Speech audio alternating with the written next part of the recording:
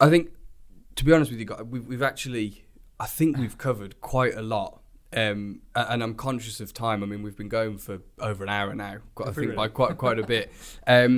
And so the last thing we want to do is overload people with information. But I think if we start to bring this to its conclusion, I mean, this all started with, I would suggest a probably likely offhanded comment that you came out with. Quite Theo. broad.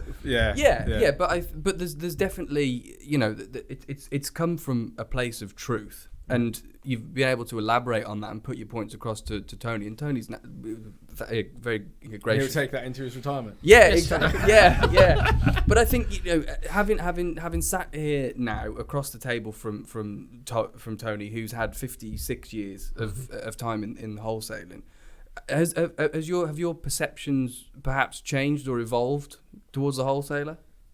Yeah, there's a lot of points have been brought up that perhaps I don't see or about, but don't really think about, and it's like I said to you, it's changed my opinion on, in particular on like the price of things. Right.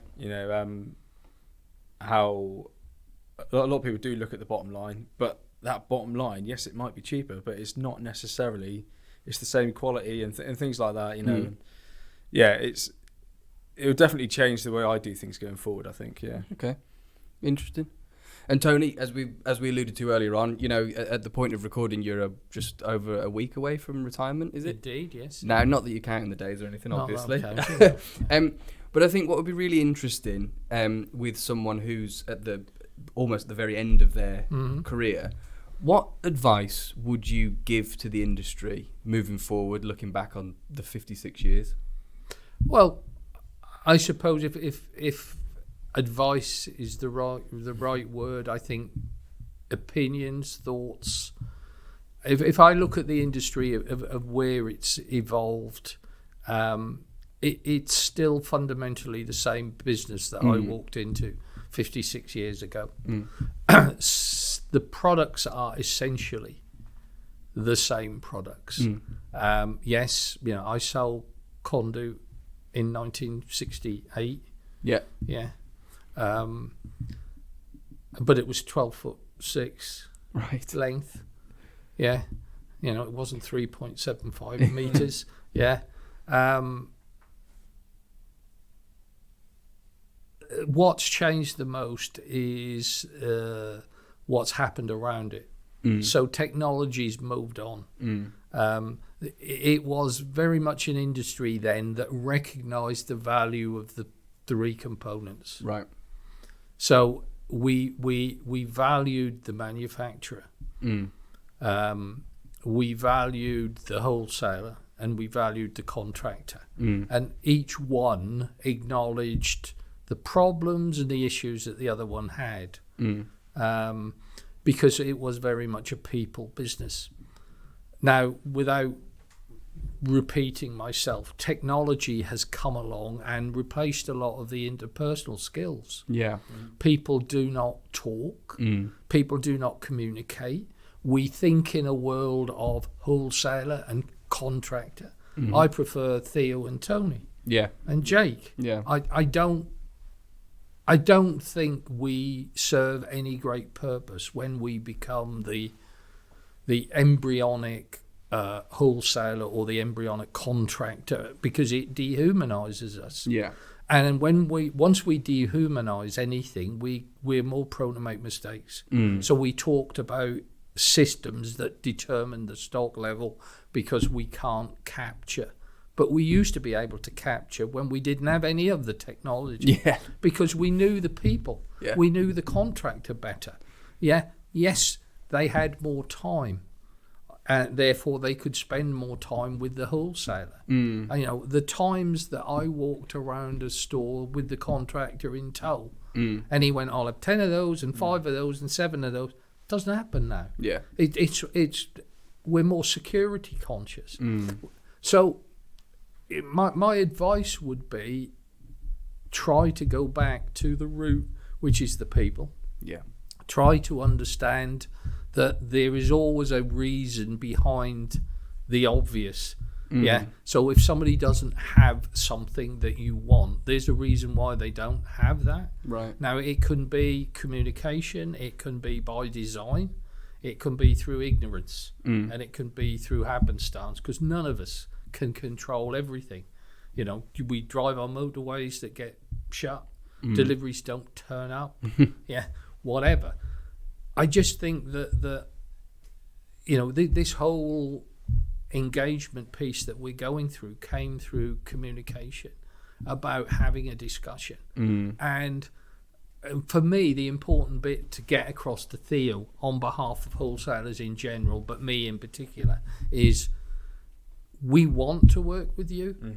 We want to provide the service you want and you need. There is a danger that we think we know what that is. And the reason that happens is because we don't talk, or you don't tell us. Yeah. And as I've said many times before, when you talk to people about things, there are opportunities to change things. When you don't talk to somebody about it, when you just complain about it, oh, they never got what I want. Okay, well then they never will do, because they don't know what it is that you want. Yeah. So I think for me, it's try to build a more cohesive system, method to communicate better, because we have all these industry institutions, but they're all very insular. ECA, EDA, BEMA, BASEC, all of these different organisations, contractor organisations, wholesaler organisations, manufacturer organisations. How often do they actually get together collectively to discuss their problems, or do they discuss them all in isolation? And then when they're all in isolation, well, of course, wholesalers will always say, oh, it's the contractor, never know what they want, they're never consistent, and they always moan. The contractors, wholesalers, they're useless. They never have what you want. They can never deliver it on time. They never deliver it in the right way. Wholesalers to suppliers, well, they're rubbish, aren't they? They supply anybody. They tell us they can do this, and then they can't, or they tell us that, but we never get together. We never have that collective, so we can say, well, is that actually true? Or is that just a perception of truth? So for me, communicate more, look at the people, not at the institutions. Brilliant. Okay. And then Theo, coming over to you, for all intents and purposes at the start of your career, what do you want to see more of moving forward? That's a good question again. Again, more communication, just having the ability to have honest conversations about things and not feel like there's already a predetermined answer behind what's being said. And actually properly discussing things and not being told things. Or whatever. Do you know what I mean? And just maybe, certainly from what we've said, perhaps as a contractor, if you're wanting specific things, just be a bit more clearer about that. And from a wholesaler's point of view, I mean, to be fair, my local wholesalers are quite good. They, like I said, they've got to know what we like. So maybe on a broader spectrum, if that was possible, I know it's difficult because you're talking like a tailored service for each individual contractor, but that's almost what we need in some respect. And that might get easier as time goes by and AI becomes more of a thing. That's going to, have interactive systems where it will become easier to be specific for individual contractors. But so just having that more personal approach like you would have had when you started your career, which I think probably isn't there anymore. No, it's not. I was going to be flippant and say Rexel haven't managed to use AI to create a version of me yet. Well, I think from my perspective and the position of manufacturer, and certainly talking on behalf of Metpro, like you say, Tony, communication is a big thing for us. We value it so much. We understand the necessity of emails and other ways of communicating, but what's wrong with picking up a phone? The art of conversation is dying. But luckily, mediums like this, I think, seem to have.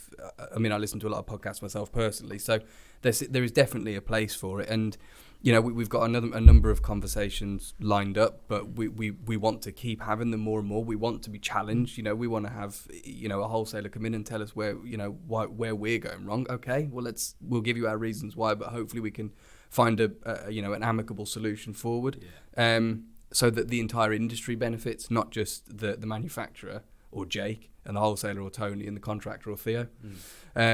So yeah, I think we're all pretty much in alignment, and hopefully we'll not that you'll care, Tony, but hopefully for me and Theo. I do care. I know. I do. It's care very because, evident.